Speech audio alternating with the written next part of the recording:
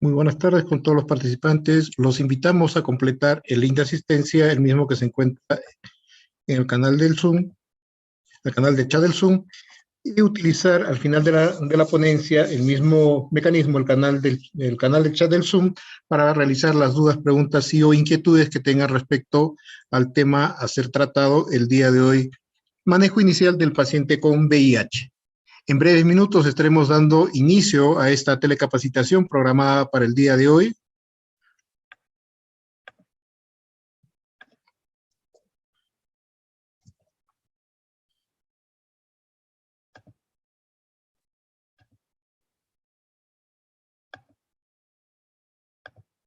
Doctor José Vilca, muy buenas tardes. Buenas tardes.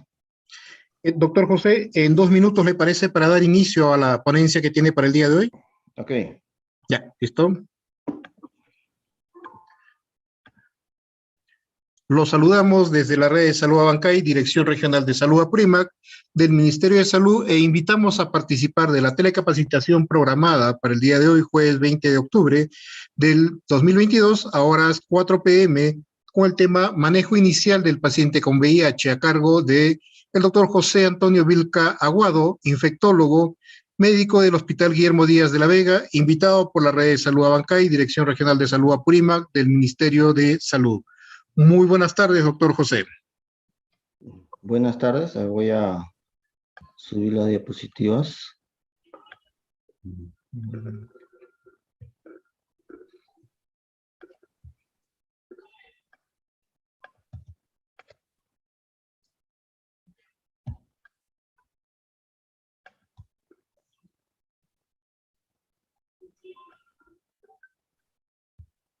¿Se visualiza?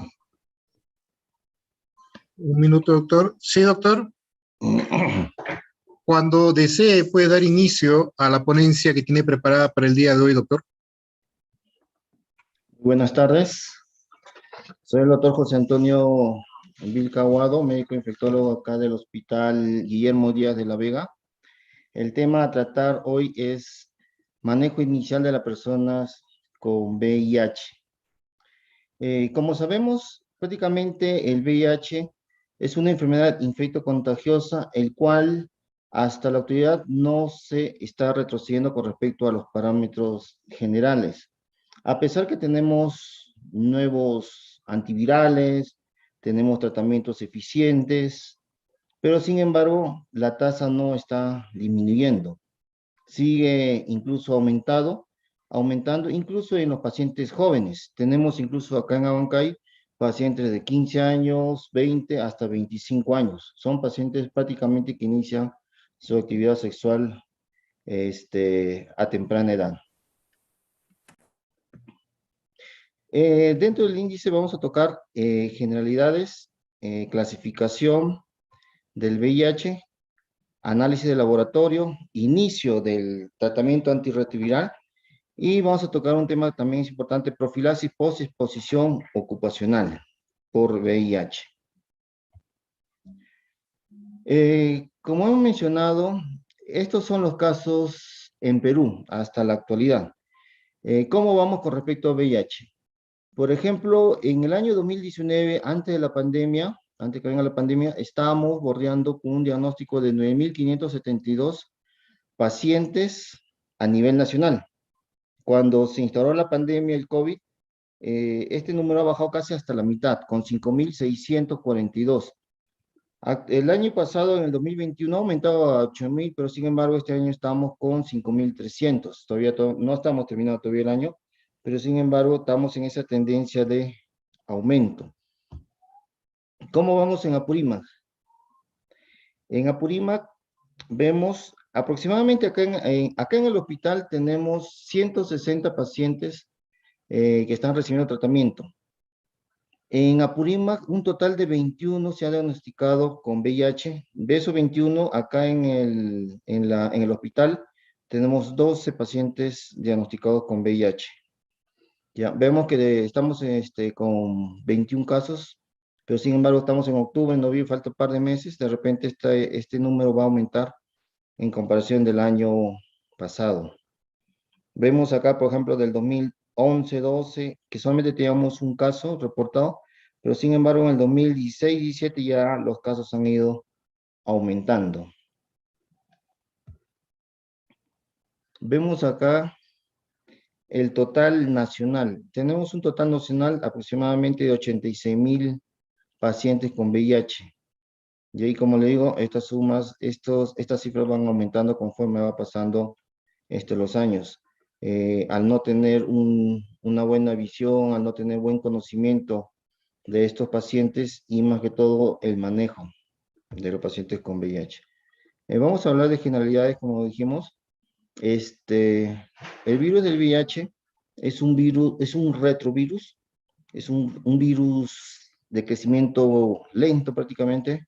Otro virus de crecimiento lento es el HTLV1, que también anteriormente se llamaba HTLV1 y HTLV2 al virus del VIH, pero actualmente ya eso se ha disgregado. Ahora vemos que el virus del VIH solo y el virus del HTLV solo. Pero sin embargo, estos dos comparten la misma característica, son lentivirus. Prácticamente para crecer tienen que pasar años para que pueda producir la enfermedad. Como vemos acá, el virus del VIH tiene una envoltura, las glucoproteínas que se encuentran dentro de la envoltura, la GP120 es una de las más importantes, cápside, el ARN del virus, las enzimas que son prácticamente punto de fijación de los antirretrovirales.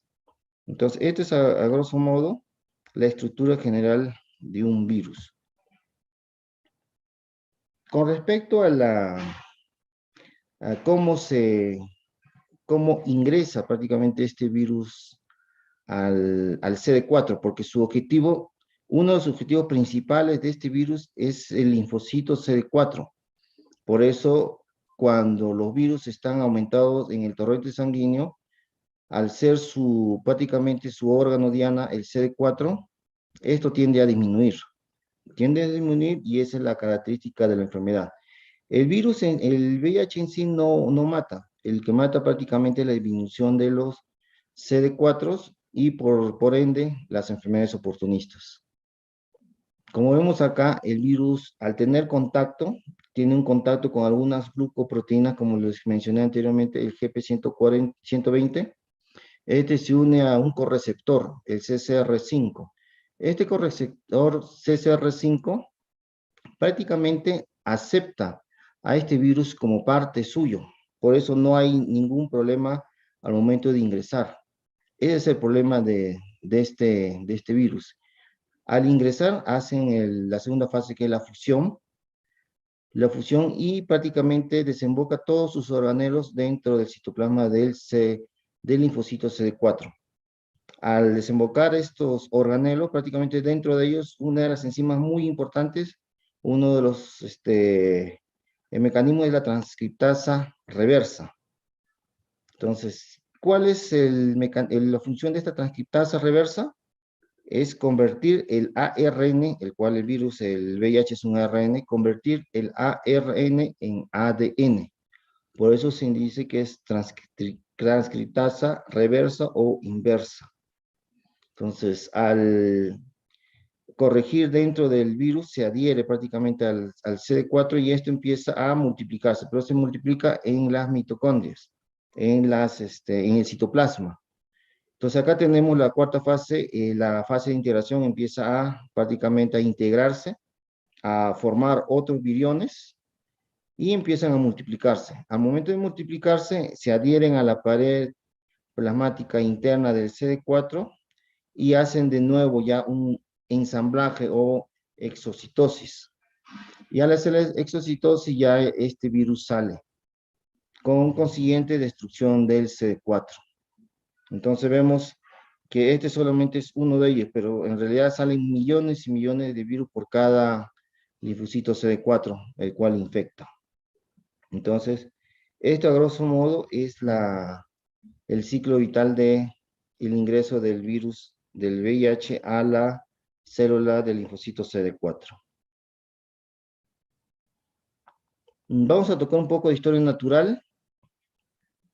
Vemos, por ejemplo, un paciente que se infecta, ya sea por relaciones sexuales, que es el 97% prácticamente, una persona que se infecta, prácticamente el 50%, del 50 al 70% menciona la literatura, que hacen la prima infección, hacen una infección primaria. ¿Qué es esta infección primaria? Nosotros le mencionamos como un síndrome retroviral o síndrome de infección aguda por el VIH. ¿Cuál es el objetivo de acá? Prácticamente al ingresar el virus, hay un descenso brusco del CD4. Como vemos acá en la línea azul, hay un descenso del linfocito CD4 prácticamente hasta valores por debajo de 400, 300 aproximadamente. Al haber este descenso brusco, entonces el cuerpo tiende a generar pues una respuesta inmune a este problema.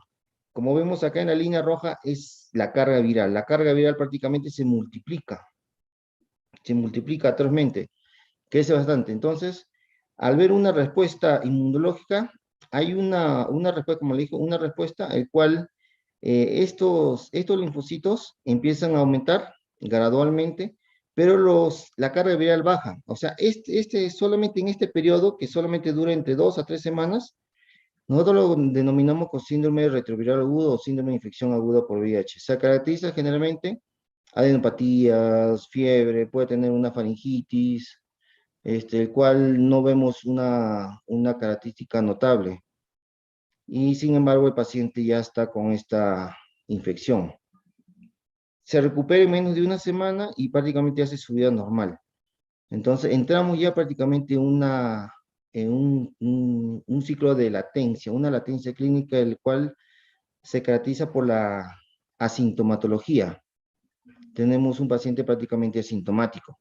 Pero sin embargo, los linfocitos CD4 van disminuyendo gradualmente.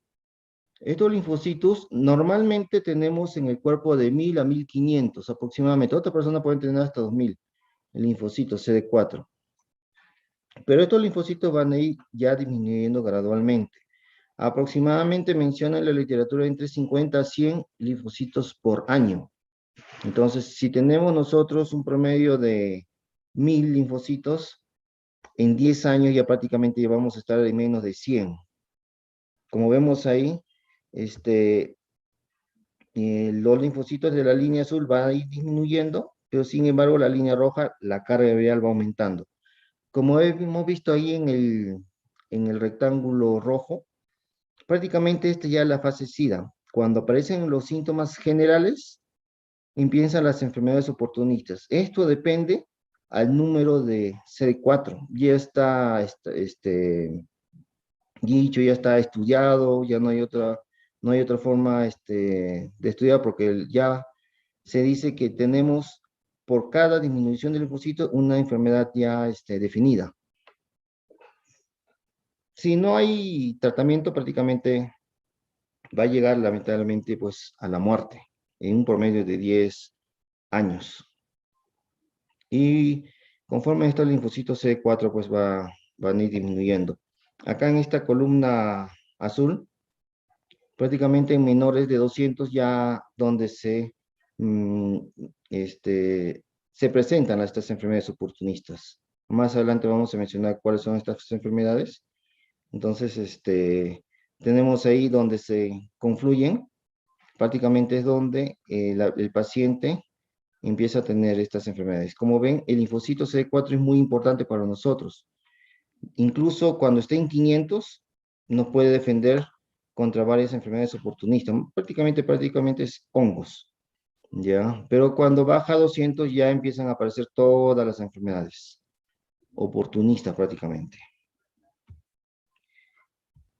Como ya le mencioné, los estadios, pues el síndrome retroviral agudo, generalmente de 1 a 2 semanas de infección, le llamamos síndrome mononucleósido, se caracteriza por fiebre, rash, linfadenopatía, faringitis y artralgias. Esto es en un paciente, pues, si nosotros tenemos esta sintomatología en un paciente que viene por emergencia, prácticamente no nos vamos a orientar, pues, en un paciente con VIH.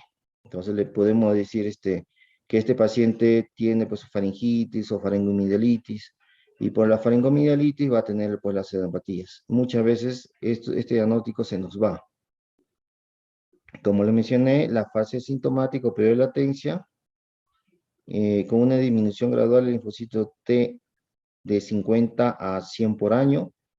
La fase sintomática cuando se aparecen los síntomas, y la infección avanzada ya nosotros le llamamos fase SIDA, donde se caracteriza por las distintas patologías del mismo estadio. Como ya le mencioné, por ejemplo, cuando disminuye el CD4 a 500 aproximadamente, ya el paciente empieza a tener pues algunas sintomatologías, de entre ellos herpes. Todo paciente que venga con herpes, ya sea herpes a nivel zóster, nosotros le decimos, o vulgarmente nosotros le dicen la culebrilla, sale solamente a veces en nivel del tórax, sale en nivel del abdomen, incluso sale en nivel de genitales. Es prácticamente tedioso pedir VIH, ¿ya? Todo paciente, ¿por qué? Porque hay veces estos pacientes jóvenes o adultos no tienen que iniciar con herpes zóster. Generalmente el herpes zóster inicia pues en la persona ya adulta, mayores, ya de tercera edad, el cual sí tiene, pues lamentablemente estos adultos mayores ya son inmunodeprimidos también. Entonces, no es factible que un paciente que venga con signo ya prácticamente de herpes zóster se nos vaya a pasar pues de lado. Todo paciente con herpes zóster pedir VIH. Cuando el CD4 disminuye a 400, prácticamente ya empieza a aparecer otra patología llamada el sarcoma de Kaposi. Todo paciente que venga con lesiones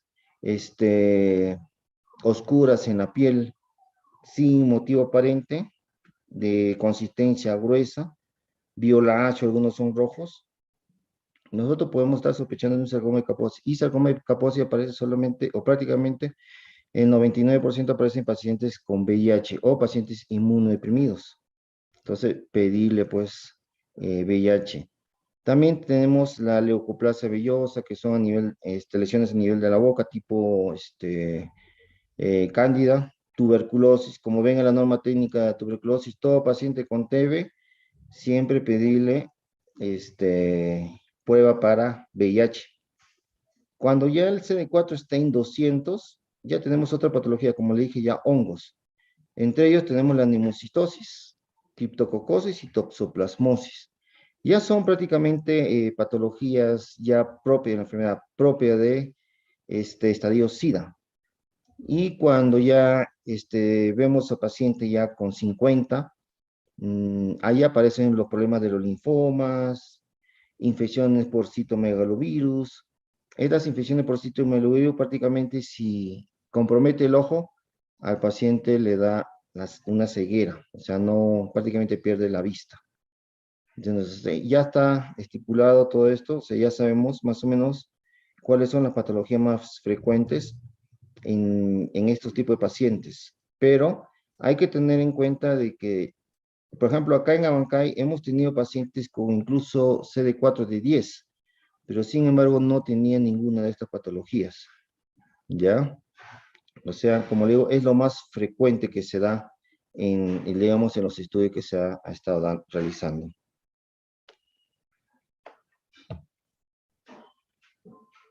Factores de riesgo.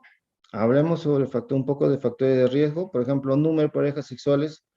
Le he puesto mayúscula porque es lo más importante. Lamentablemente, en esta época, los adolescentes, los jóvenes, tienen relaciones sexuales muchas veces sin protección. Y cuando yo los abordo, pues acá en el consultorio, no conocen a la pareja, no saben quiénes son, no saben dónde ubicarla ya después, pero sin embargo el número de parejas es muy importante.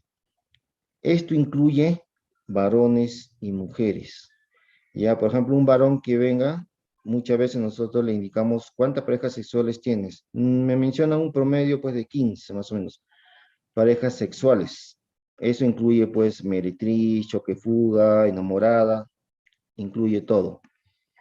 Y de esos, hay que preguntarles cuántos mujeres y cuántos varones. Y muchas veces te dicen ahí que también han habido dentro de ellos varones.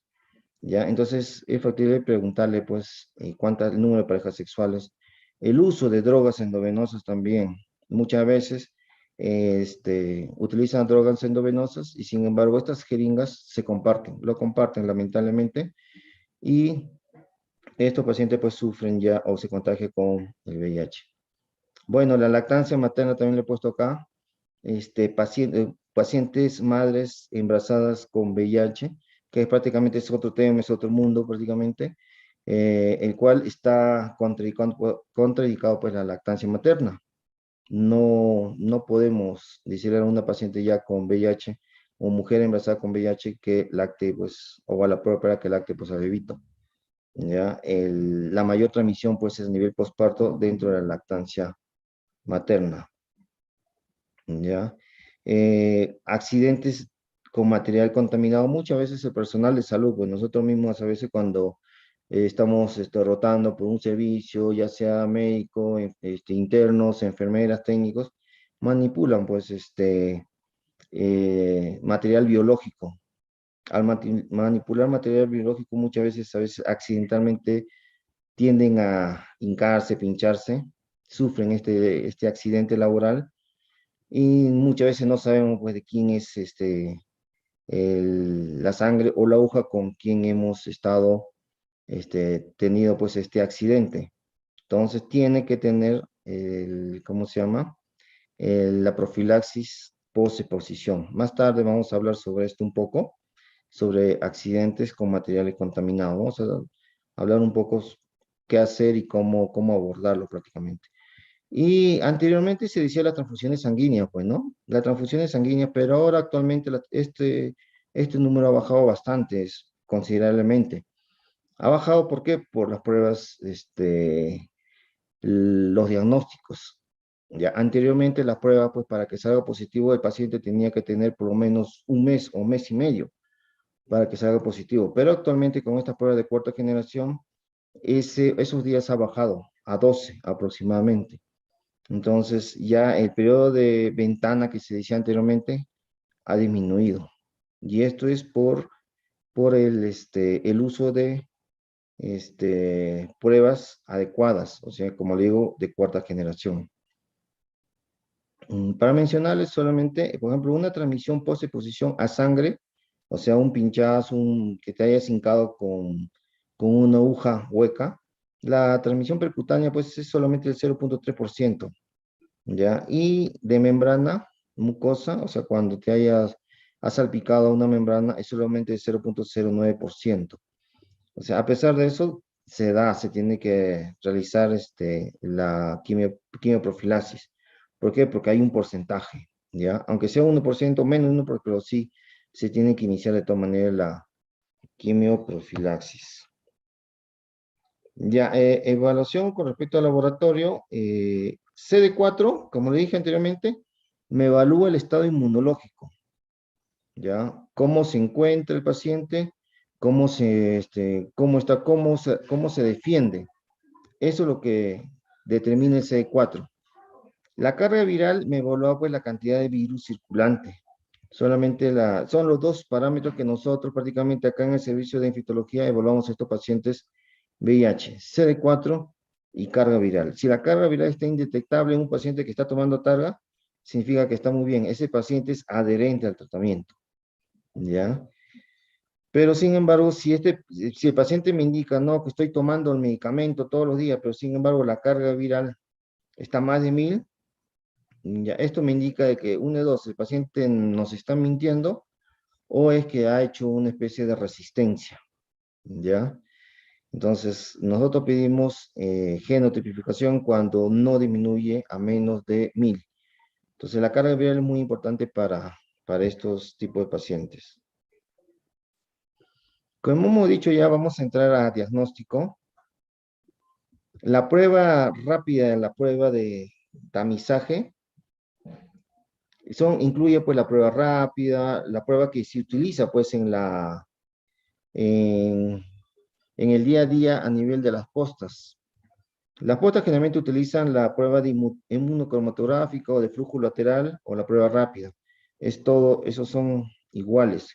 Como vemos acá en este cuadro, la prueba inmunocromatográfica de primera generación, anteriormente, pues hace 10, 15 años, detectaba a los pacientes positivos cuando ya estaban en el día prácticamente 40. O sea, había un periodo de ventana de 40 días. A partir de 40 te podía salir positivo. ¿Entiendes? Entonces, el periodo de ventana prácticamente de más de un mes. Entonces, esto se ha ido con las pruebas acortando. Por ejemplo, la prueba inmunizario de segunda generación ha bajado a el día 30, pero ya lo bueno que ya no tenemos acá. La prueba de tercera generación, que algunas postas todavía lo tienen, detecta a los pacientes desde que se infecta hasta el día 20, ¿ya?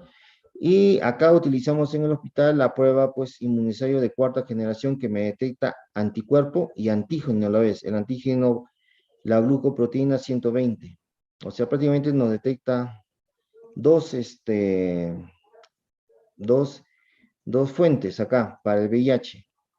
¿Ya? ¿Y esto de cuándo me da? Solamente en el día 12, 13, 14 ya me está saliendo positivo el paciente. Por ejemplo, si un paciente se infecta el día 0, con esta prueba de cuarta generación, en el día 12, 13, 14 ya está saliendo positivo ya.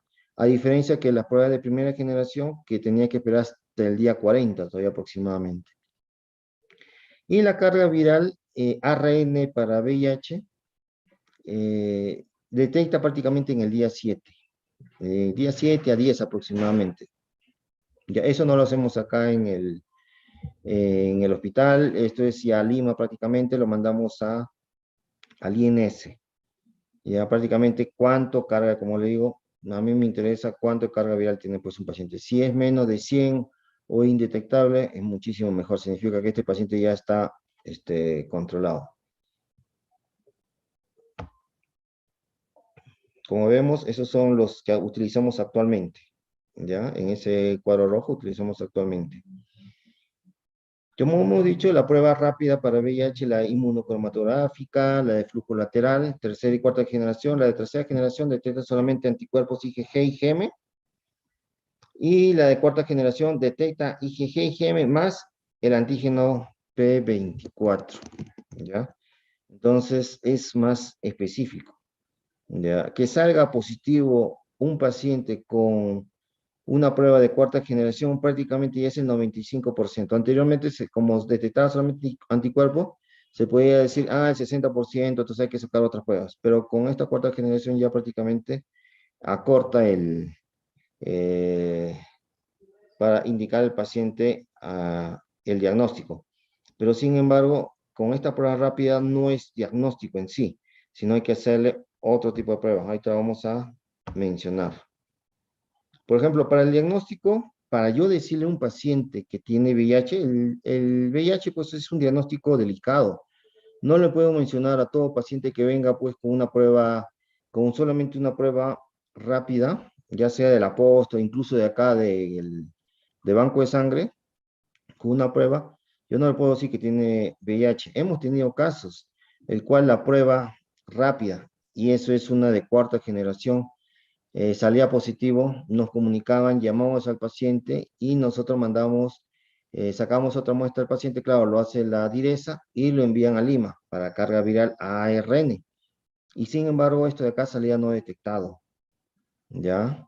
Entonces hay que tener mucho cuidado con este aspecto. No decirle a los pacientes, no, mira, salió tu prueba rápida, entonces tienes VIH. Muchas veces ha mandado referencia paciente ya con infección VIH, ya de frente, con diagnóstico, ya el paciente está estresado, no duerme, está con dolor de cabeza, ya se imaginan todo lo que se viene. Entonces, no decirle al paciente, solamente ha salido una prueba positiva, pero sin embargo falta la confirmación. Esta prueba hay que confirmarla, ¿ya?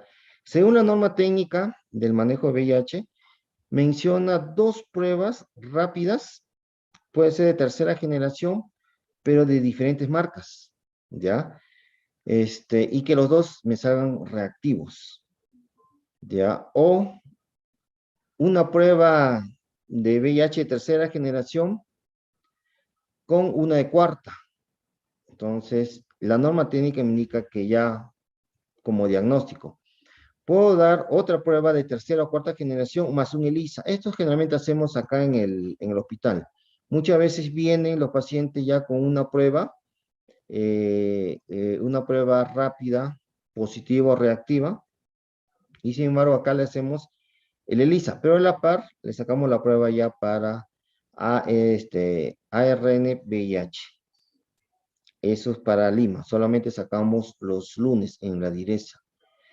O una prueba rápida de VIH de tercera o cuarta generación, más una prueba confirmatoria. ¿Ya? La prueba confirmatoria es carga viral, IFI, inmunoglobulina, puede ser PCR, ADN. Entonces, todo paciente tiene que tener prueba de confirmación. Acá nosotros no iniciamos tratamiento con un paciente que venga con una prueba rápida.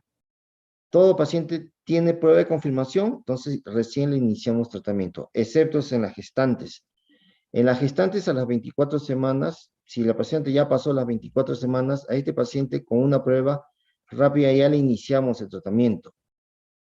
Le mandamos la prueba carga viral a Lima y si esta me viene no reactiva, le suspendemos, no hay problema, ¿ya? Pero se tiene que iniciar, según la norma técnica de acá de Perú, a las 12 semanas, disculpe, a las 12 semanas se tiene que iniciar el tratamiento antirretroviral, ¿ya? Entonces, pero sin embargo, hay que sacar de todas maneras las otras pruebas, como le dije, las pruebas confirmatorias. Como vemos acá en el flujograma de diagnóstico de infección por VIH en adultos de la norma, la primera prueba, resultado, si es reactivo o no reactivo. Si es no reactivo, se reporta como no reactivo. Pero si es reactivo, se realiza la segunda prueba, pero como digo, de otra marca, de otro diferente fabricante, ¿ya? Si este reactivo ya se considera como reactivo y se toma la carga viral, que es una prueba de confirmación, ¿ya?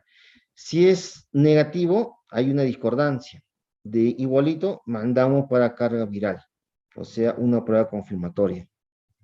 Ya como le digo, esta prueba de tamizaje de cuarta generación muchas veces ya es prácticamente mandatoria de diagnóstico paciente VIH. Como le dije, ante un diagnóstico presuntivo o definitivo, hay que tener pues un trato digno y respeto pues al paciente. Muchas veces vienen los pacientes y mencionan en tal sitio, en tal posta, he pedido mi referencia y en el folder de la historia clínica dice código blanco, ¿ya? Y muchas veces esos pacientes vienen un poco mal, pues, ¿no? Entonces, hay que tratar de no estigmatizar a estos pacientes, no colocarle, pues, la palabra código blanco, porque ellos ya saben qué cosa es. Antes, de repente, no se sabía código blanco, antes no tenían conocimiento, pero ahora todos saben ya. Cuando dicen código blanco, se indica que es un paciente con VIH. Entonces, exhorto, pues, a todos los que trabajan en la posta, pues, que no se coloque pues el término en la historia clínica, porque he visto incluso en los recién nacidos, a pesar que el recién nacido ni tiene ni un mes, ya le habían estipulado código blanco, ¿ya? ¿Por qué? Porque la mamá viene y dice, no, mijito, pido la referencia para que le saquen la prueba confirmatoria acá, porque se pide al primer mes y al tercer mes, y sin embargo menciona en su historia clínica grande con lapicero todavía código blanco. Sin embargo, sin siquiera tener pues la prueba de diagnóstico. Como le dije, en un recién nacido, la prueba de diagnóstico es al primer mes y al tercer mes. No es por ejemplo, si una madre tiene VIH, nace su hijo por cesárea, no es de inmediato. Tiene que pasar un mes o 3 meses. Y la prueba es PCR-ARN, no es ELISA, no es prueba rápida, no es nada de eso. Es de frente prueba confirmatoria. Y esto no lo hacemos acá, lo mandamos igualito a Lima, ¿ya? Entonces hay que tener mucho cuidado con esto. Evitar la discriminación Es falso lo que anteriormente se comentaba posiblemente que no se contagia, pues un paciente VIH no contagia pues por abrazar, este, por dar la mano, incluso por compartir cubiertos, o sea, no es la vía de transmisión. O sea, hay que indicar a los familiares, porque muchas veces he visto familias que tienen paciente VIH y todo está separado, ¿ya? Todo está separado, pero sin embargo ya se ha dicho que no se contagia así de esa manera. 97% son relaciones sexuales. Ya no se contagia por otra vía o por tocarlo prácticamente. El abordaje que acá hacemos en el hospital del paciente con VIH es un abordaje con el equipo multidisciplinario, entre ellos el médico infectólogo o médico capacitado, porque posiblemente a veces yo pido pues vacaciones y un mes no va a estar sin médico infectólogo, o sea, tiene que ser ahí un médico capacitado, la enfermera, muy importante, el licenciado de obstetricia, el psicólogo, todo paciente con diagnóstico ya definitivo pasa por psicología. El químico farmacéutico, el quien le va a administrar o quien le va a brindar el tratamiento, porque como ya hemos dicho, de que este tratamiento, pues, el de farmacia, eh, pide el tratamiento Lima por los números que tenemos, pero sin embargo siempre tiene que aumentar un 10% del total. El tecnólogo médico, el biólogo, el que le saca las muestras, como le dije ya, el psicólogo, el trabajador social y el nutricionista, ¿ya? Generalmente pasamos con la mayoría del equipo multidisciplinario, pero, como digo, el médico infectólogo, médico capacitado, el licenciado por obstetricia si fuera mujer, enfermería, psicólogo, trabajador social, esos son prácticamente obligatorios, ¿ya? Dentro de la valoración inicial, ¿cómo manejamos, cómo abordamos a estos tipos de pacientes? Cuando ya tengo el diagnóstico prácticamente o ya sospecha de este paciente, yo tengo que valorar pues como cualquier otro paciente, hacer una buena anamnesis. ¿Y esta anamnesis qué incluye? ¿Por qué vino a sacarse la muestra rápida? De repente ha tenido un contacto sexual de riesgo, entonces de repente ha tenido dudas, de repente que se haya contagiado y esos pacientes vienen y lamentablemente pueden salir positivos. Ya, la anamnesis es muy importante. Acá lo que nos importa es por qué vino. O sea, de repente vino por diarreas. O sea, doctor, sé que tengo todos los días diarrea de hace un mes. Ah, ya es uno de los síntomas, pues, ¿no? Más adelante vamos a tocar las enfermedades. ¿Ya? Entonces, es uno de los síntomas que me va a indicar que este paciente puede tener VIH, diarrea crónica, ¿ya? O de repente el paciente viene, doctor, estoy con tos hace un mes. Ah, ya. Pues la primera causa acá en el Perú, tos prácticamente sintomático respiratorio, es tuberculosis, pero a la vez VIH, ¿ya? Paciente que haya bajado de peso, ya un síndrome consultivo, también eso se tiene que estar colocando en la historia clínica porque es una valoración clínica, o sea, ¿cuál es la causa? ¿Por qué viene? Un paciente no viene pues así de la nada, quiero sacarme la prueba de VIH. No, es difícil. Se sacan la prueba de VIH cuando ya tienen una sospecha, tienen algo ahí. Como le dije, síntomas constitucionales, síntomas específicos, hay que ser bien raudo en lo que es aparato respiratorio, si el paciente viene pues con este problema, digestivo, si el paciente viene con un problema pues de náusea, vómito, diarreas. Diagnóstico, todo paciente con VIH hay que prácticamente desnudarlo, buscar sarcoma Kaposi, buscar las lesiones oscuras, violáceas, oscuras rojizas, que me puede estar indicando ya cuánto el CD4 tiene, ya más o menos entre 300, aproximadamente 300, 400. Problemas neurológicos, ya, entonces, muchos pacientes vienen pues con cefalea, o ya vienen por emergencia con un trastorno de conciencia, una meningoencefalitis, por ejemplo.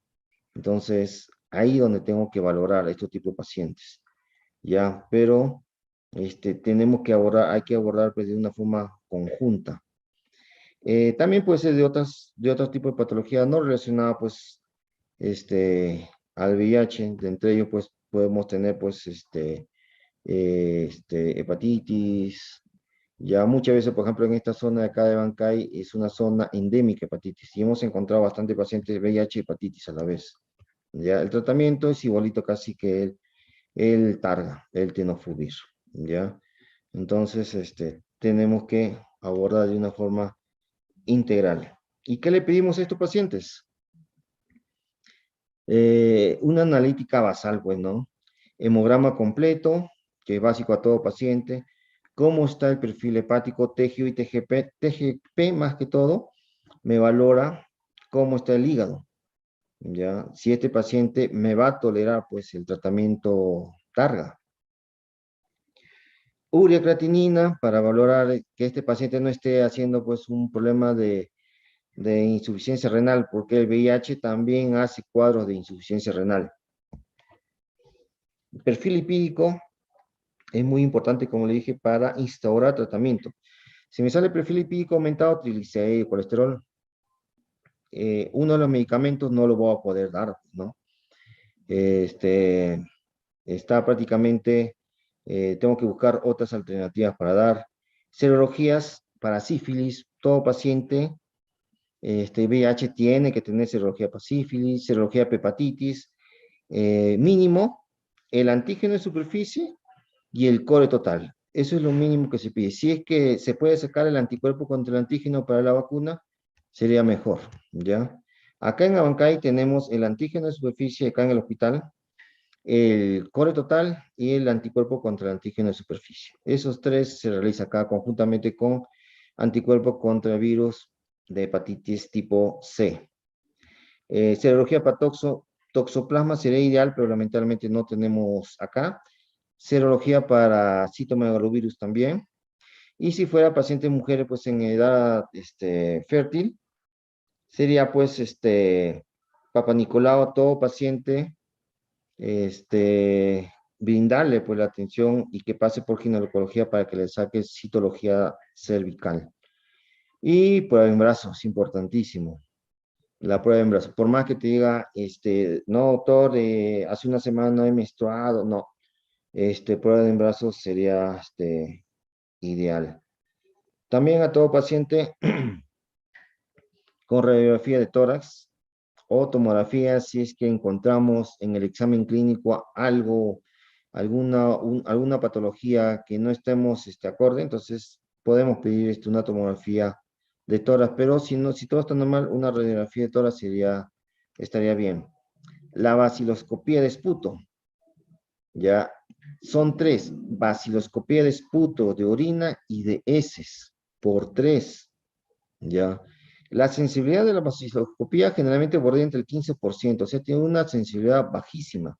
Para que me salga positivo esta vaciloscopía, pues tengo que tener más de 10.000 bacilos, ¿ya? De TB, para que me salga, si tengo, digamos, 5.000, esta vaciloscopía muchas veces me va a salir, pues, negativa, ¿ya? Por eso pido 3 vaciloscopías de esputo, 3 de orina, y si el paciente tiene la sintomología, como le dije, diarrea, nosotros tenemos, por ende, descartar tuberculosis intestinal. La tuberculosis intestinal nos da diarrea. Entonces, tengo que sacarle la vaciloscopía de heces, ¿ya? Entonces, y importante, pues, la carga viral, el recuento basal, o sea, con cuánto estoy iniciando. O sea, con cuánta carga viral. Muchas veces acá han venido con 2 millones, 1 millón, medio millón de carga viral, ¿ya? O sea, yo tengo que tener todo esto, por lo menos la gran mayoría, para yo iniciar tratamiento. Pero sin embargo, si uno de los análisis se demora, eso no es supeditado, no indica que no voy a iniciar. Yo le tengo que iniciar de todas maneras tratamiento al paciente mientras, conforme ya está tomando el tratamiento, ya puedan venir sus otros análisis, ¿ya? Pero el tratamiento es lo más antes posible. Ya, el objetivo de acá del servicio es la evaluación o de cualquier médico que tenga abordaje con este tipo de paciente, es determinar en qué estadio está o con qué estadio está el paciente. O sea, hay que hacerle una evaluación médica inicial.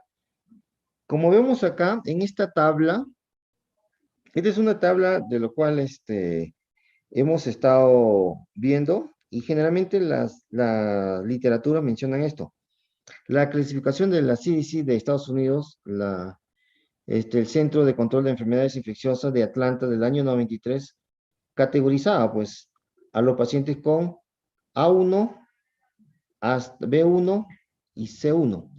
C3 prácticamente era estadio SIDA, con un CD4, no, con un, claro, CD4 menor de 200, entonces ya lo que estaban catalogando como un C3 con sintomatología. Pero esto ha cambiado, ya, esta tabla ha cambiado, el último le he sacado de la norma técnica. Hay otras clasificaciones, pero la norma técnica menciona esto, y la norma técnica menciona esta clasificación del OMS, ya no de Atlanta, sino del OMS del año 2007, el cual hay 4 estadios, estadio 1, 2, 3 y 4. El estadio 1 son todos los pacientes asintomáticos con un CD4 mayor de 500. Entonces, muchas veces no podemos, con un CD4, claro, mayor de 500, muchas veces no podemos tener estos resultados, ¿no? Entonces, acá, según la norma, tenemos algunas enfermedades que nos pueden estar indicando en qué tipo de estadio. Por ejemplo, en estadio 2, sintomatología leves, cuando el CD4 está entre 350 a menos de 500, sintomatología avanzada, estadio 3, de 349 a 200 y graves cuando ya es menor de 200, ¿ya? Por ejemplo, estadio 1. ¿Qué tipo de paciente pues vamos a abordar acá en este tipo de estadios? Este estadio 1 pues son los pacientes asintomáticos, son los pacientes que lamentablemente han tenido pues una exposición de riesgo, ya sea sexual o accidentes laborales o cualquier otra causa, el cual el paciente se ha infectado por VIH, pero sin embargo no está teniendo pues la sintomatología, son totalmente asintomáticos, ¿ya? Entonces, al tener este abordaje de estos tipos de pacientes, si está sano totalmente y no tiene ninguna patología, yo lo catalogo como estadio clínico 1. O puede tener una linfadenopatía generalizada persistente, adenopatías a nivel cervical, a nivel inguinal, pero que esté generalizado, no en un solo sitio. Entonces, podemos estar catalogando como estadio clínico, más no tiene otra sintomatología. Estadio 2. Ya cuando el paciente ha tenido una pérdida de peso corporal menos del 10%, ¿ya? Y que tenga, pues, infecciones recurrentes. Puede tener sinusitis, el paciente puede decir, no, yo siempre sufro de sinusitis, o siempre sufro de amigdalitis, o faringitis, o otitis. Se dice de 2 a 3 por año aproximadamente, por eso dice recurrentes, ¿ya? Entonces, este tipo de pacientes, si yo los abordo y tiene VIH positivo, yo lo puedo estar catalogando como un estadio 2. Paciente con herpes zóster, como ya le mencioné, la famosa culebrilla, que solamente es la mitad del cuerpo, ¿ya? Y es un indicativo de pacientes con VIH. Que el litis angular, los problemas que tiene a nivel de la comisura labial, úlceras orales. Los pacientes te vienen muchas veces, a veces no tienen el diagnóstico, pero sin embargo dicen, doctor, ¿sabes qué? Me salen úlceras en las bocas. Ya es frecuente, doctor, que tengo molestia, cada vez que como me arde la boca. Entonces, pum, prender el foquito, ya, ver, y no es un paciente con VIH, ¿no? Entonces, siempre pedir en estos tipos de pacientes, o erupciones papulares pruriginosas que tengan, pues, eritemas a nivel de todo el cuerpo, dermatitis seborreica y onicomicosis. La onicomicosis, pero en las uñas de las manos, ¿ya? La onicomicosis en las uñas, ¿ya? Eso es uno de los diagnósticos. Prácticamente veo un paciente con hongos en manos, ya, este paciente tiene inmunosupresión VIH hasta que no se descarte lo contrario. Ya puede tener otra patología, puede ser un cáncer, puede ser otra patología, pero sin embargo, cuando veo hongos a nivel de uña de manos, ya es prácticamente es un paciente inmunosuprimido. ¿Por qué? Hay que buscarlo, pues. Como le dije, puede ser VIH. Dentro del estadio clínico 3, cuando ya es la pérdida de peso corporal, pues más de 10 kilos, 10% del peso corporal. Este paciente ya tiene pues diarrea más de un mes. Son pacientes que muchas veces vienen, doctor, estoy con diarrea, ya de repente algo has comido y le dan cotrimoxazol, ¿no? O otro le dan ciprofloxacino. Les pasan y pasa un tiempo, una semana, y de vuelta van a tener diarrea, ¿ya? Es una diarrea crónica, más de 2 semanas, ¿ya? Idiopática no se sabe, pues, la causa. Pero a este paciente, todo paciente con diarrea crónica, pedir, pues, prueba de VIH. Fiebre. Fiebre persistente idiopática, o sea que no se sabe por qué tiene la fiebre, pero el paciente, digamos, de un momento hace fiebre mayor de 38,5, ya, pero si tiene 38,3, ya es prácticamente fiebre, ya, que sea constante o intermitente, ya a ese paciente hay que buscarle. Acá, por ejemplo, muchas veces llega el paciente por abordaje por emergencia, paciente con fiebre, le colocan fiebre de origen desconocido. Claro, o sea, es un buen diagnóstico, o sea, es un fiebre de origen desconocido. ¿Eso nos llama a qué?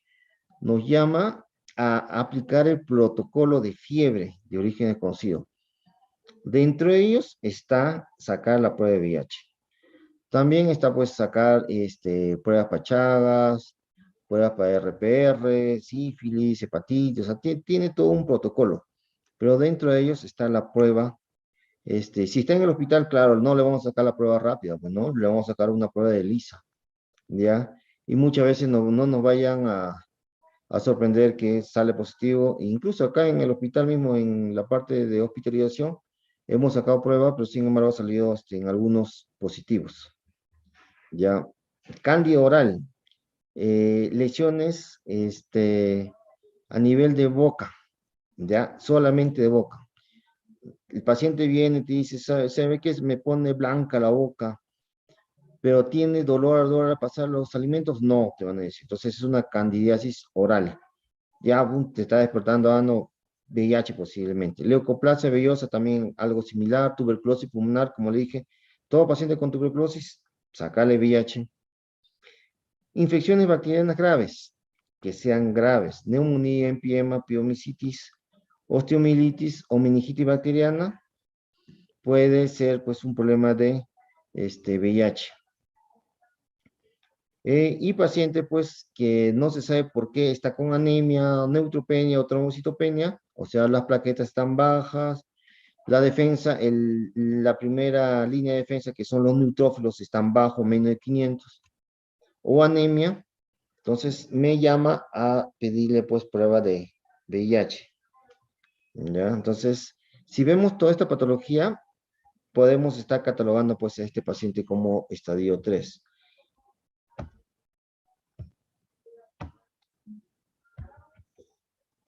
Y estadio 4 prácticamente es la patología clásica del VIH. Es estadio SIDA prácticamente. Anteriormente, hace 10 años, el que llegaba al estadio clínico 4 prácticamente pues ya era sinónimo de muerte. Pero ahora no. El objetivo es diagnosticar a los pacientes en el estadio 1, estadio 2, estadio 3. Esos pacientes van muy bien y pueden hacer su vida normal. Ya. El estadio 4, lamentablemente, pues ya por la misma patología, por la misma enfermedades oportunistas, el CD4 está menos de 200, prácticamente no tiene defensa. Este paciente sí tiene, pues, dificultad como para recuperarse. Pero yo he visto pacientes, incluso acá en Abancay, con CD4 pues de 5, de 10, pero sin embargo ya han salido, han recuperado, ya tienen más de 200. Ya, entonces no hay que decir, ya, este paciente está en estadio SIE y algunos pues lamentablemente le ponen el dedo para abajo, ya. Dentro de este estadio pues vamos a encontrar este famoso paciente pues con neumonía por neumocistosis o neumocitis cerevisiae. Esta neumocitis pues ya hemos pasado o estamos todavía inmersos en lo que es el COVID. Han visto, me imagino, la lesión que deja el COVID. Ya, es similar, es casi igual la neumonía por neumocistis. Ya, el COVID, la lesión es de periferia para adentro, o sea, el vídeo ilustrado es de afuera para adentro. En cambio, la neumonía por neumocitis es de adentro para afuera. Se parece un ala de mariposa, a otros colegas mencionan, ¿ya? Entonces, nosotros sospechamos con esta patología, ya cuando el paciente ya tiene, ya vemos, por ejemplo, este neumonía, ya le sacamos VIH y muchas veces sale positivo, ¿no?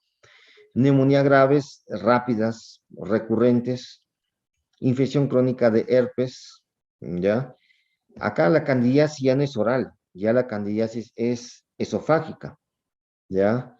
Muchas veces el paciente te indica, no puedo pasar, me duele para pasar o para tragar los alimentos.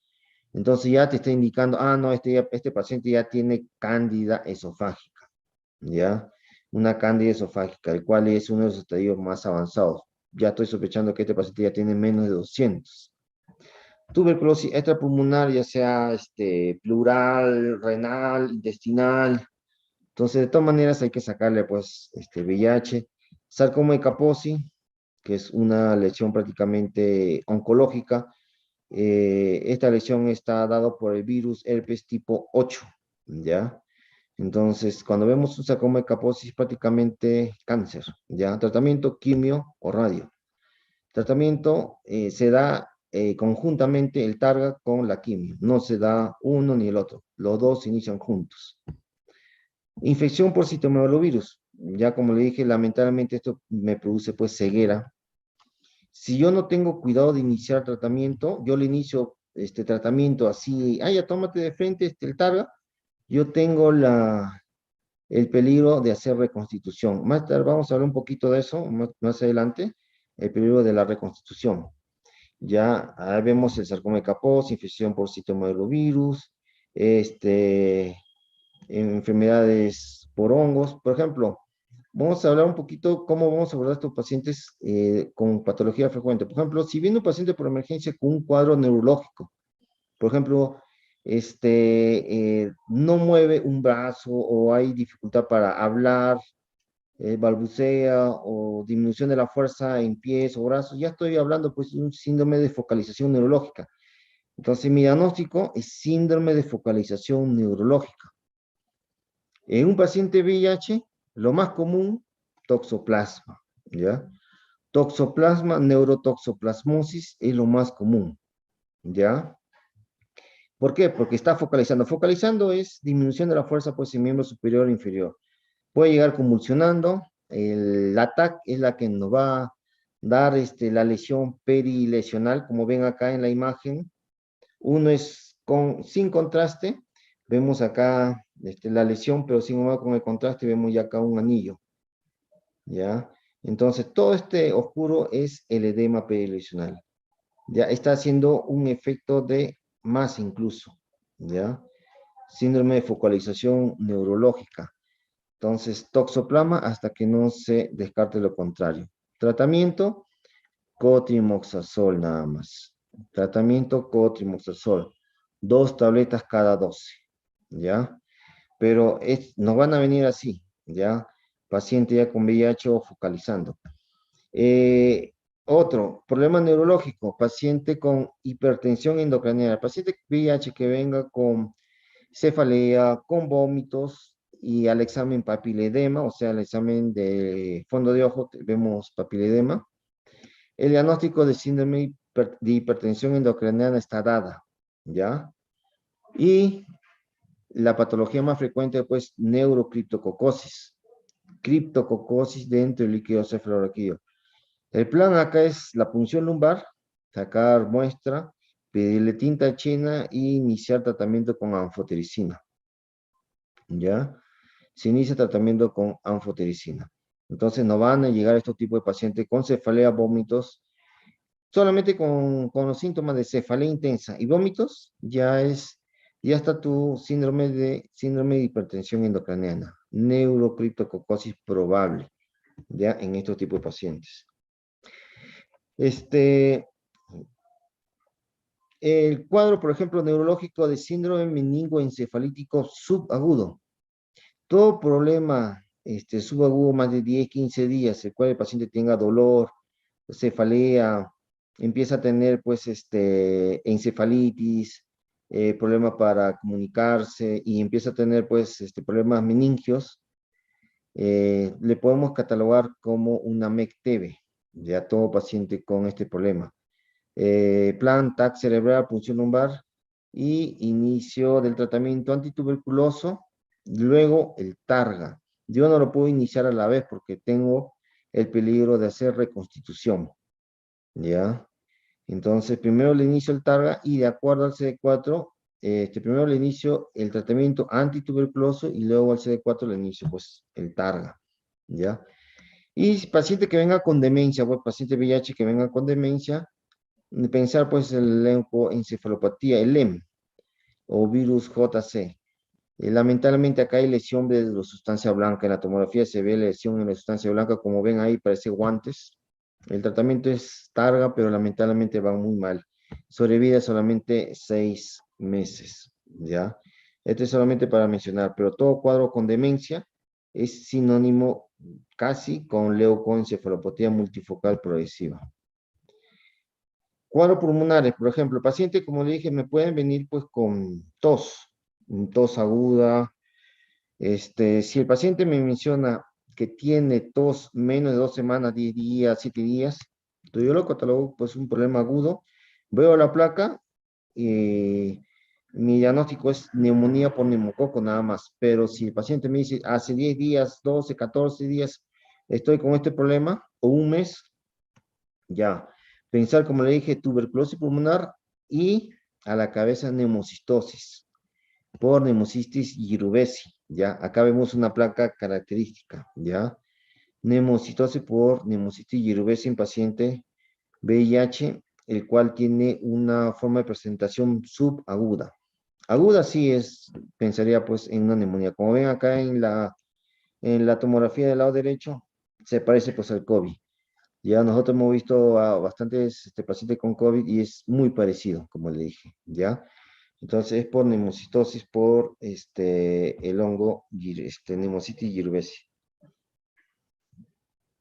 Todo paciente en estadio SIDA hay que descartar pues problemas de citomegalovirus, compromiso oftálmico, interconsulta oftalmología y que le hagan el fondo de ojo adecuado y vamos a ver pues lesiones exudativas, ¿ya? Lesiones exudativas tipo así, como nube o con microhemorragias.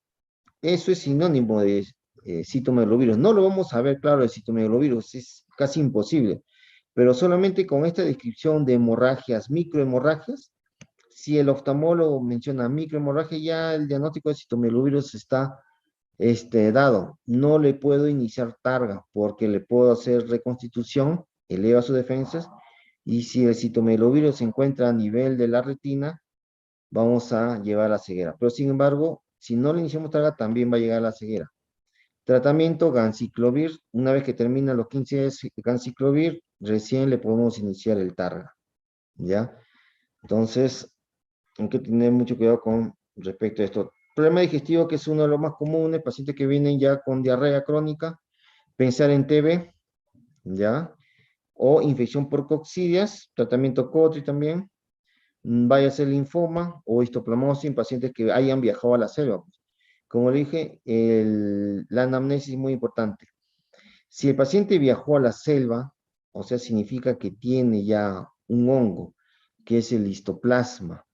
Ya, acá en la costa y en la sierra no tenemos este problema. Si el paciente nunca ha viajado, prácticamente se descarta este tipo de patología. Pero si el paciente ha estado viajando, como así nuestros pobladores, pues viajan por motivo de trabajo hasta la selva, a hacer, digamos, extracción en agricultura, extracción de oro, extracción de madera, se internan, pues lamentablemente dentro de la selva, y hay que pensar, pues, en un problema de histoplasmosis también, ¿ya? Hemos visto, digamos, en Lima, varios pacientes con un síndrome diarreico, pensábamos nosotros, TB, cocci el linfoma, pero sin embargo, cuando le sacábamos todas las muestras, histoplasma salía como una de las primeras causas de diagnóstico, ¿ya? Como ya le dije, esofagitis por VIH, todo paciente que venga con disfagia, se realiza la endoscopía, el gastroenterólogo ve las lesiones, tipo hongos, tipo sí, blancos a nivel del esófago, ya pues, candidiasis esofágica. El otro, el compromiso dérmico, por eso digo, todo paciente tiene que ser evaluado íntegramente. Desnudar al paciente y vamos a ver estos tipos de lesiones, ¿ya? Son manchas de color morado, rojizo, que ya nos hacen pensar que es un sarcoma de Kaposi en un paciente ya con VIH. Ya, es un cáncer, lamentablemente, que provoca pues lesiones a nivel de los tejidos blandos. Hace poco hemos tenido un paciente pues acá en el hospital, ya. Es un cáncer, tratamiento quimioterapia y radioterapia conjuntamente con el targa. Se inicia a la vez.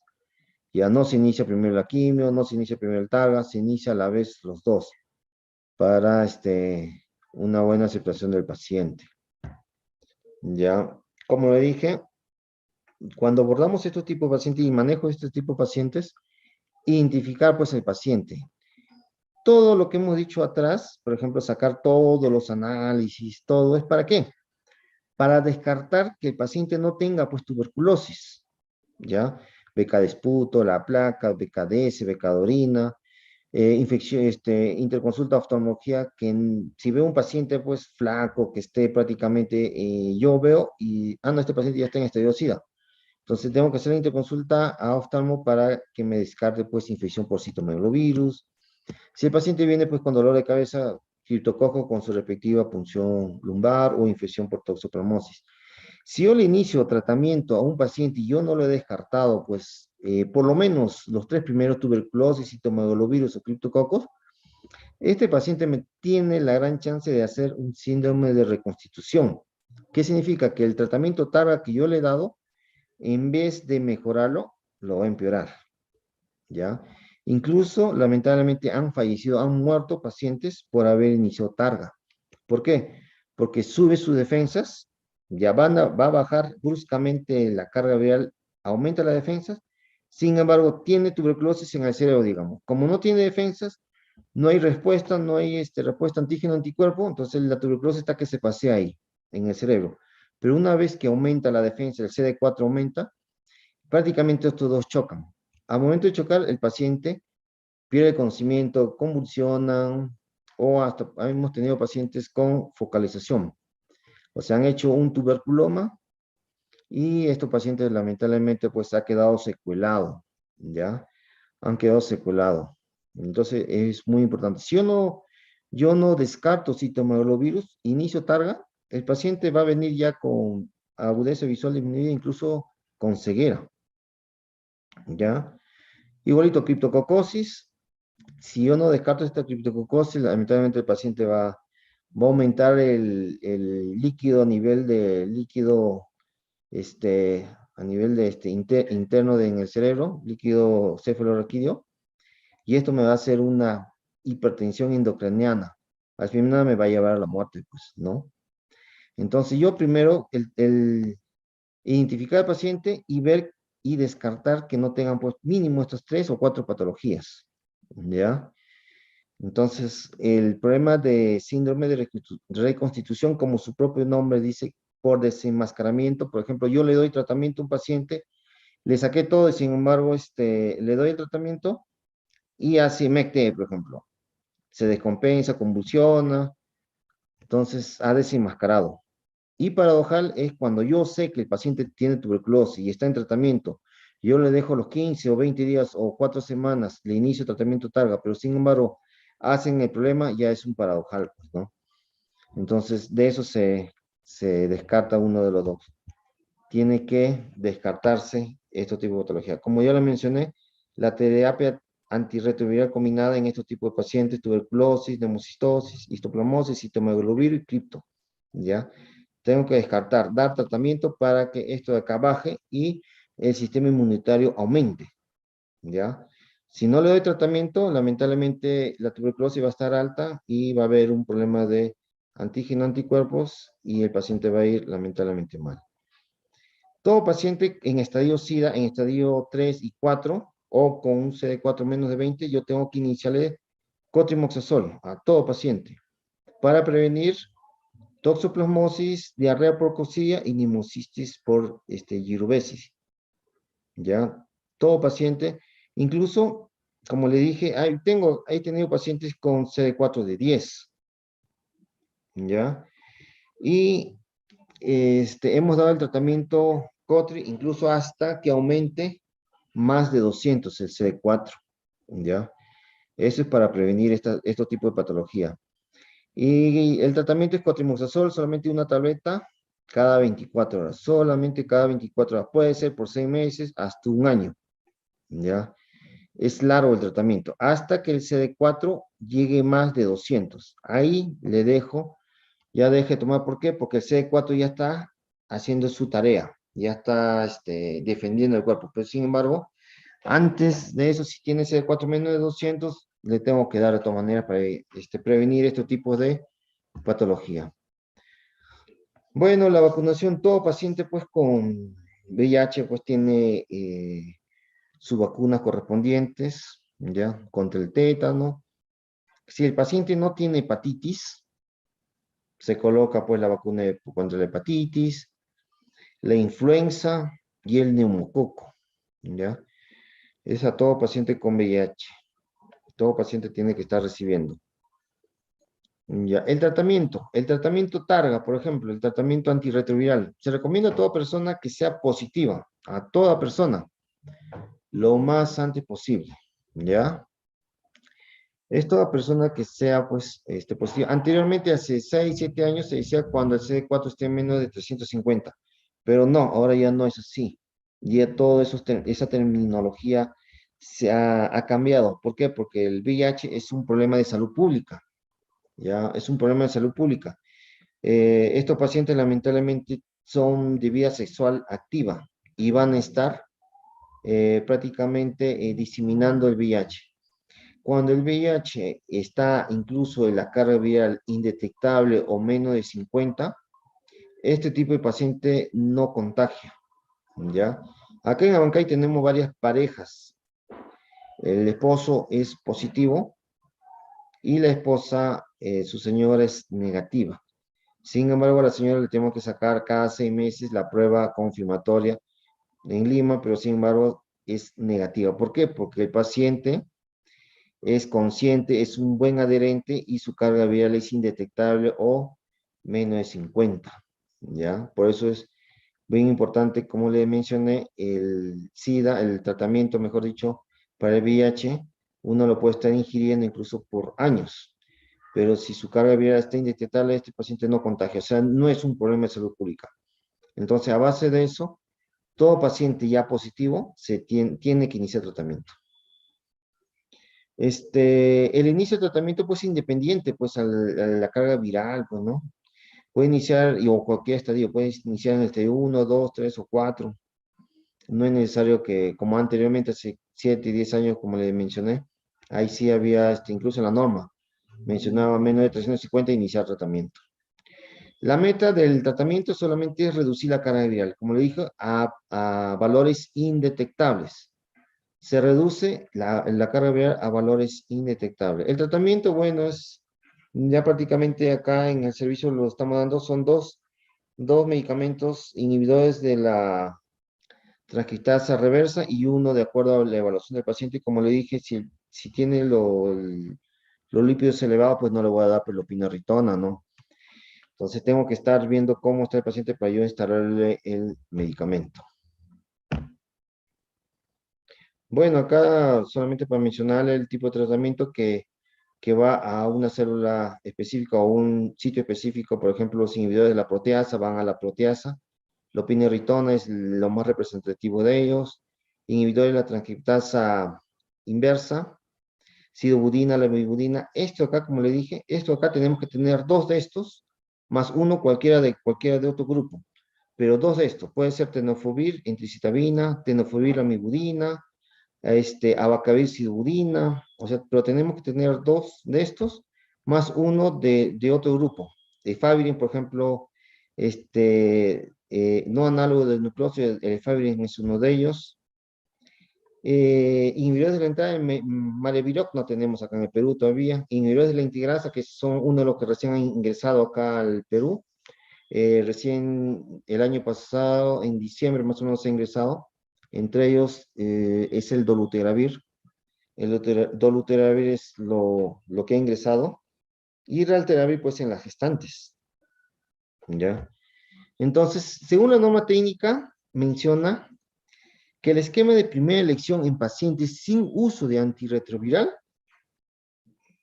es el tenofovir, la amibudina, como dije, una de las dos, tenofovir, la amibudina y dolutegravir, o tenofovir entre citabina y dolutegravir, ¿ya? Esta es una dosis fija combinada que vienen estos tres medicamentos juntos y se toman solamente en la noche, una vez por día nada más. Como le dije, solamente en los pacientes que no hayan utilizado o por primera vez estén en contacto, o pacientes que lamentablemente han tenido, pues, fallas en los otros tratamientos, se le puede estar indicando este tipo de tratamiento. ¿Por qué?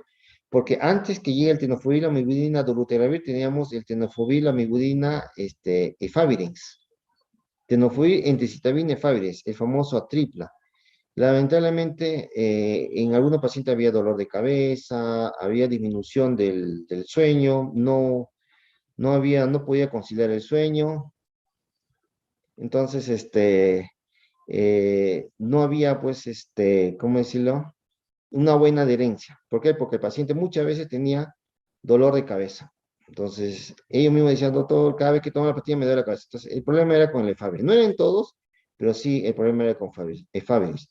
Al momento de cambiarle, pues, el nuevo esquema con este medicamento, muchas veces estos síntomas han disminuido. Incluso nos dicen los pacientes, doctor, ya puedo dormir bien, ya puedo conciliar el sueño, ya no me duele la cabeza. Entonces, ha ido muy bien este tipo. Hasta ahorita no hemos tenido problemas con este dolutegravir. Ya estamos recién todo el 2022 dando a los pacientes nuevos acá en el hospital. Como dije, lo más importante acá es la adherencia. Hay que comunicar bien al paciente que este problema del VIH es un problema crónico. Ya, es como tener, pues, diabetes, es como tener hipertensión, el cual el paciente tiene que tomar, por ejemplo, en un paciente hipertenso, un tratamiento, pues, antihipertensivo en la mañana y en la noche, ¿no? O diabético también tiene que ser 2 tabletas en la mañana, 2 tabletas en la noche. Entonces, esto solamente es una tableta nada más, ¿ya? Es una tableta y nos va muy bien. Y bueno, solamente para mencionarle, pues hemos tenido acá en este año 5 pacientes con coinfecciones, VIH-TB, por ejemplo, ¿ya? Sí, 5, 6 que hemos tenido, 2 de ellos lamentablemente han fallecido. Entonces, hemos tenido tratamiento con infección con TB, VIH. Como le dije, no se inician juntos, ya hay que tener mucho cuidado con iniciar el tratamiento antituberculoso. Primero inicio el tratamiento antituberculoso. Si el CD4 es menos de 50, dentro de los 15 días yo tengo que iniciar el tratamiento targa. Pero si es más de 50, yo tengo la chance de iniciar hasta la cuarta semana o hasta 6 semanas, puede iniciar el tratamiento, ¿ya? No se inicia a la vez, los dos juntos no se inician el tratamiento, porque, como le dije, riesgo de reconstitución, ¿ya? Le damos el mismo tratamiento, el tenofovir, la amiodarona con dolutegravir, pero al utilizar nosotros la rifampicina, lamentablemente la rifampicina va a hacer que el dolutegravir que está tomando el paciente lo va a disminuir a un 50%. O sea, tenemos que darle una pastilla de 50 miligramos más de dolutegravir en la mañana. Entonces, mientras está teniendo el tratamiento con TB, estos pacientes tienen que tomar una tableta de dolutegravir 50 miligramos, que es una pequeña nomás en la mañana, y el tratamiento combinado, dosis fija, combinado pues en la noche. ¿Ya? Ese prácticamente es a grosso modo el tratamiento. Vamos a tocar, como le dije, exposición ocupacional, VIH. ¿Ya? ¿Qué hacemos cuando tenemos, pues, lamentablemente este problema del accidente laboral, ¿no? Acá tenemos, pues, muchos colegas, muchos enfermeras que tienen, pues, este problema del, lesiones, pinchazos, con aguja punzocortante, pues, ¿no? Entonces, ¿qué hacer? primeramente, todo personal de salud tiene que tener mínimamente vacuna contra el tétano, difteria y la hepatitis B. Eso sí, todo paciente de salud, no solamente hepatitis B, no, yo me vacuné, no, el tétano también y la difteria también se tiene que vacunar. No solamente está regado a la hepatitis B. En accidente laboral hay una potencial exposición a la ocupación al VIH, ¿ya? Es una, porque he visto, por ejemplo, en pacientes que reciben la bolsa o las cajas y lamentablemente, pues, una de las agujas traspasa la caja y se pincha, bueno. Me dicen, he pinchado, pero sin embargo no saben el caso fuente. Pues lamentablemente no se sabe el caso fuente. Tratamiento, se tiene que iniciar pues el tratamiento para profilaxis, posición. ¿Qué hacer? Lavarse con abundante agua. 2, 3, 5 minutos, pero con bastante agua. Hay que lavarse. Agua y jabón bien lavado. Ya. Realizar las primeras pruebas de enfermedad preexistente. No sabemos si ese paciente o ese colega o es la enfermera o personal de salud ya tiene pues otra enfermedad aparte. Por eso les pedimos pruebas para ver si tienen una enfermedad preexistente. Le pedimos un RPR para ver sífilis, marcadores para hepatitis B, marcadores para hepatitis C. Esta zona pues de Abancay lo amerita. Y VIH, ¿ya? Identificar el caso fuente. Si yo he estado, digamos, el interno está haciendo un AVI y lamentablemente se pincha después de haber sacado la muestra, yo tengo que identificar el caso fuente y sacarle pues una muestra de VIH. Si este paciente sale negativo, no es necesario iniciar pues la terapia o la profilaxis post-exposición, ¿ya?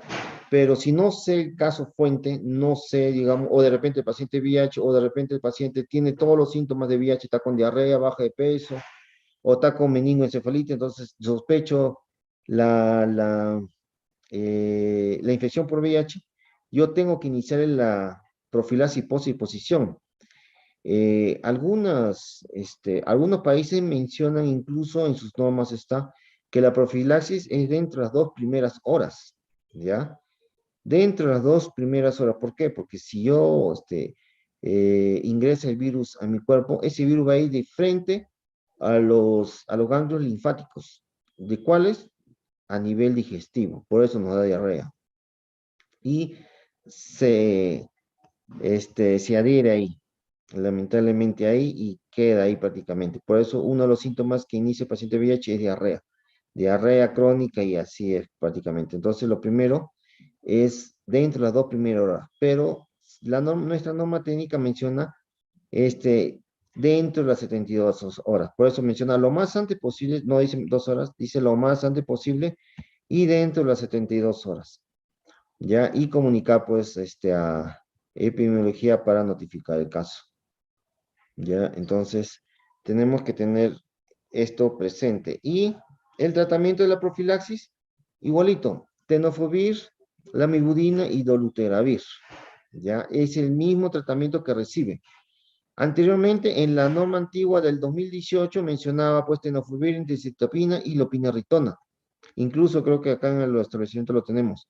Tenofovir, entecitapina y lopinavir, ritonavir. Ya, eso mencionaba. El tenofovir, entecitapina, una tableta en la mañana y lopinarritona, 2 tabletas en la mañana y 2 tabletas en la noche. Entonces tenía que tomar prácticamente 5 tabletas al día. ¿Ya?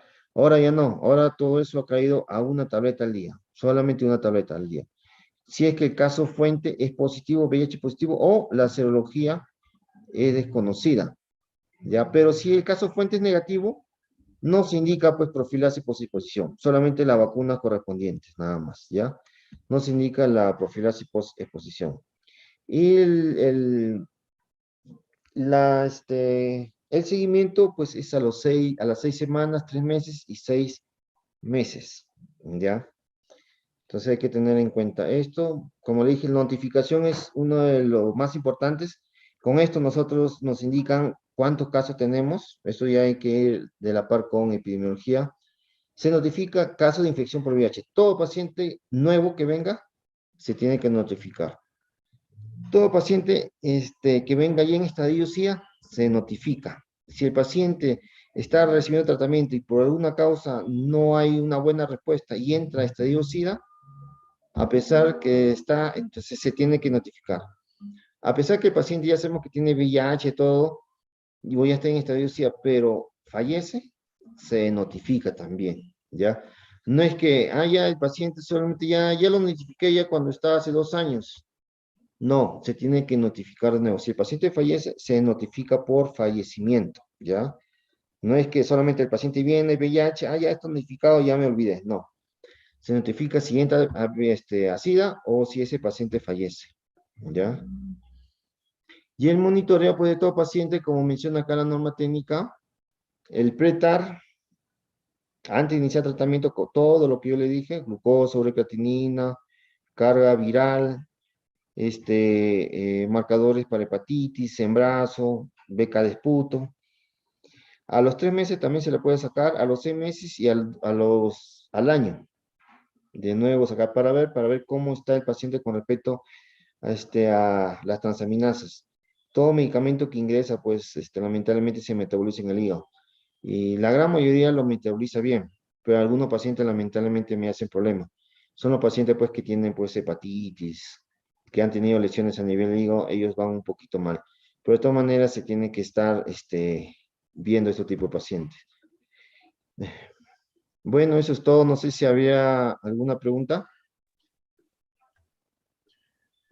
Muy importante, doctor, los alcances que ha dado con respecto a los esquemas de tratamiento que se están tratando en la actualidad. Solicitamos a los participantes el que terminen de completar en línea de asistencia, que es el mismo que se encuentra en el chat del Zoom, y de la misma manera utilizar ese mecanismo, el chat del Zoom, para poder realizar las preguntas, dudas y o inquietudes que tengan respecto al tema tratado el día de hoy. Doctor, nos preguntan con respecto a lo que es los factores de riesgo en la juventud para la transmisión del VIH. Claro, hay que tener buena comunicación pues con los adolescentes. Lamentablemente, como ya mencioné, los adolescentes pues están teniendo pues actividad sexual sin protección. Ya, al tener esta actividad sexual sin protección y lamentablemente pues no solamente pues puede ser uno, pues son varios, e incluso ¿dónde lo encuentran? Pues lamentablemente lo encuentran pues en fiestas, ¿no? En sitios donde van con los amigos, se pueden exponer, ¿ya? Entonces, comunicarles más o mencionarles que tenemos, pues, hay preservativos, hay cómo protegerse, por lo menos, ya para evitar este tipo de transmisión. Pero, siempre, como le digo, es bien, la comunicación es muy importante. La comunicación muy para disminuir, pues, este factor de riesgo con adolescentes. Como le dije, acá tenemos varios pacientes, jóvenes, adolescentes, el cual ya prácticamente son positivos ya confirmados, todo en Lima, todo. Ya se le inició tratamiento, uno de ellos es todavía con coinfección TB todavía. Entonces, al momento de preguntarles, al momento de abordarles, de hacerle la anamnesis, y ahí te van soltando, pues poco a poco, cuál fue la causa generalmente. Ya otros dicen, bueno, el alcohol, las drogas, y ahí en donde empiezan a llegar, pues, marihuana, todo eso. Todo eso prácticamente es, cuando juntas todo eso, VIH va atrás prácticamente. Entonces hay que tener mucho cuidado con este tipo de pacientes. Doctor, sus recomendaciones finales para evitar lo que es el contagio de esta enfermedad que a la fecha no tiene una cura establecida. Claro, o sea, se recomendaría pues prácticamente tener pues la sociabilización, no solamente a los pacientes jóvenes, sino a los pacientes adultos también, ya sea por los medios pues de radio, radiodifusión, radio televisión, cómo prevenir pues el VIH, como le dije, el 97% es contacto sexual. o sea, es la gran mayoría. O sea, si nosotros abordamos y nos enfocamos en el uso de preservativos, lamentablemente, o de repente, no sé, el uso de la demora de la actividad sexual, entonces podemos estar disminuyendo la incidencia. Ahorita, lamentablemente, hace 2 años estamos prácticamente arraigados con el COVID. Prácticamente el COVID donde nos ha detenido con todas las actividades preventivas. Y ahora recién estamos reactivando estas actividades preventivas y como le digo, estamos viendo pues pacientes jóvenes, 17, 18, 20, 21 años, ya con diagnóstico definitivo ya de VIH. Entonces, se tendría que estar ahí abordando en este tipo de pacientes, retomando las actividades preventivas, pues no solamente a nivel de la dirección, sino a nivel de la atención primaria, prácticamente donde pertenecen a estos tipos de pacientes, donde tienen esa población adscrita de estos tipos para que baje pues la incidencia. Eso Doctor, sería todo. Y con respecto al VIH, pues comunicarle pues que no hay cura de todas maneras, pero sí hay un manejo adecuado. Y a todo paciente que tenga pues un tratamiento continuo y una buena adherencia, pueden vivir pues 10, 15, 20 años, o sea, hacer su vida normal. Sin embargo, no podemos estar comentando como anteriormente era, ya tienes VIH, sinónimo de muerte. ¿Ya? Por eso los pacientes vienen acá, cuando le dan ese diagnóstico solamente con la prueba rápida, los pacientes vienen así estresados, vienen preocupados, no solamente a nivel pacientes adolescentes, porque ellos vienen acá solos, ¿ah? No, ni siquiera vienen con su familia, pero sí vienen totalmente estresados. Entonces, este, comunicarles nomás que hagan pues la socialización y la sensibilización pues a nivel de atención primaria. Es lo que se puede estar reactivando prácticamente después de esta pandemia. doctor, nos preguntan con respecto a qué actividades en forma puntual se pueden realizar para desmitificar, para eh, sacarle el cliché de tabú a este tema de las enfermedades de transmisión, dentro de ellas el VIH. Solamente, como ya le mencioné, este VIH ya se considera pues una enfermedad ya crónica, a la par como la diabetes, hipertensión. Por ejemplo, un paciente con diabetes puede llevar su vida normal. Anteriormente, cuando tenía diabetes y no había tratamiento, la sobrevida era incluso hasta 5 años, no podía llegar hasta incluso a 10 años llegar con la justa. Es algo parecido ahora.